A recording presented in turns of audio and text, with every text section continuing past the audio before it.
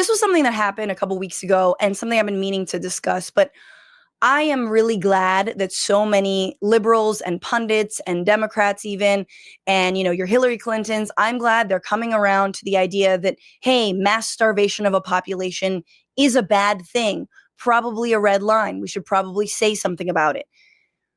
What I am pissed about, however, is that there is no more information that we have now, right? 22 months into this genocide.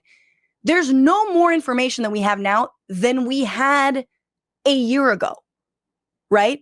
Like, none of this is new.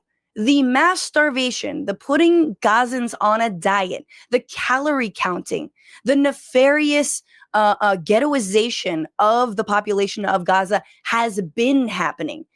And so, yeah, it does bother me, and I bitch about the fact that there are people who are now saying, hey, I don't know, AIPAC's pretty bad. I don't know, this Gaza starvation, maybe that should be a red line for Democrats.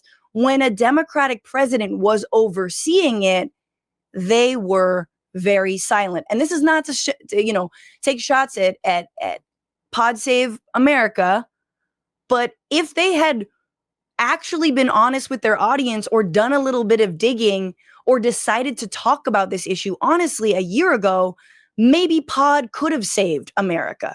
I think Democratic candidates should take money from AIPAC or vote to fund military support for Israel anymore. Like, I really don't. In this government, absolutely not. And that especially includes, I think, the next Democratic nominee for president. Things I want to see Democrats at least calling for is cutting off military assistance to Israel. Yep. It's a rich country, by the way. They don't need our $3 billion a year. And hands up, right? Barack Obama signed a 10-year MOU for $3.3 billion a year. Like, so we're part of the problem here. Mm-hmm. Let's correct it. I would like to see talk about sanctioning Israeli government officials who use genocidal rhetoric or talk about ethnic cleansing openly. We should support a ceasefire resolution at the UN. We should demand that international press be allowed into the Gaza Strip to report on what's happening without an IDF minder. It's insane. The press still can't. So that's Tommy Vitor.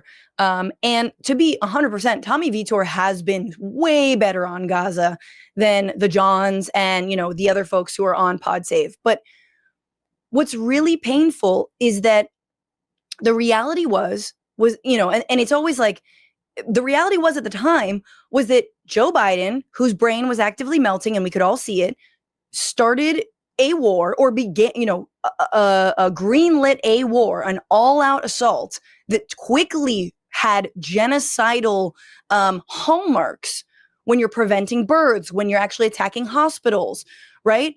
All of those things, when you're starving people, when you're limiting the amount of aid, when you're going after aid workers, on and on and on, all the cases that South Africa laid out. And yet at the time, both of those things, first of all, we couldn't talk about Biden's brain melting because we were at war, right? So they stopped talking about that. Remember Ezra Klein a little bit started talking about in the beginning, and then they left it. And then it was like, we were at war. We've got to, fall in line. And everyone who's talking about, hey, maybe a Democratic president who says he believes in human rights should stop this was sidelined and silenced and vote blue no matter who. And you want Trump to come back. And now, of course, they're all in the mentions and they're in the comments section going like, ha ha, you got what, this is all because of you because you didn't vote for Kamala, even though, number one, I did encourage all of my followers to do that and vote defensively. But on top of that, you had the uncommitted movement that was like, please just put a Palestinian speaker up there and we promise, like, we will vote for you. We just need to see that you're going to change on this issue.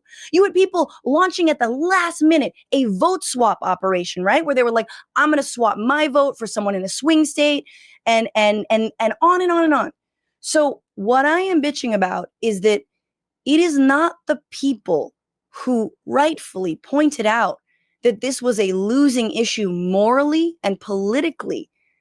It was the gatekeepers. It was the liberal pundits that decided they weren't going to touch this issue. And AIPAC has been donating money to Republican election deniers from 2020 openly. They have been openly primarying in swing districts trying to get the Republican in office. And yet all these senators take photos with Netanyahu. Everyone speaks at the AIPAC conference.